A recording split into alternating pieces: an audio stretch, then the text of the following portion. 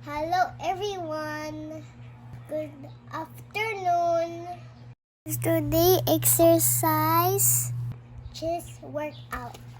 Ato i-workout ang atong chest. Umanin niya among fitness goal.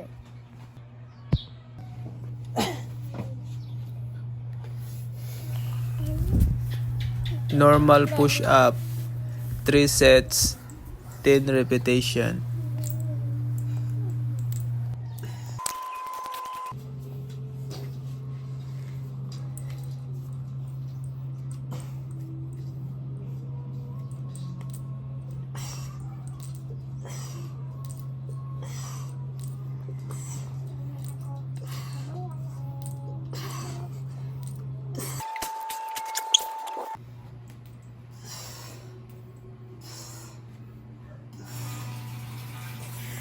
Push up gyapon ni siya pero ang nakalahian na ni kay ang tiil na sa ibabaw, balig gipatong na siya sa couch.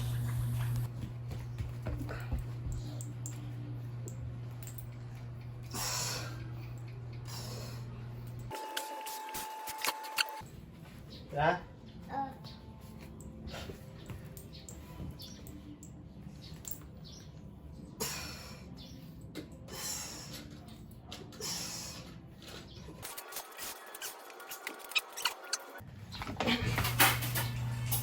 Yan yung katulong exercise na push up gyapon ni siya pero naggamit lang ko og kuan kaning equipment nga bar.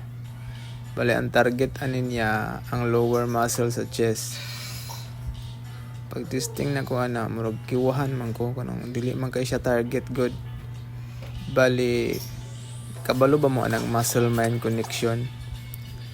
Sa ikaduha na kong kuan salang akong gitistingan nga ipatong gamay akong tiil para ma-feel dyan ako ang kuan bitaw ang muscles bitaw sa ako ang lower chest kung naigo ba jud. So kani siya mas pabor ning aning as kuan style na murag naka-incline ka gamay kaya murag mo target jud nimo ang kuan lower chest nga muscles.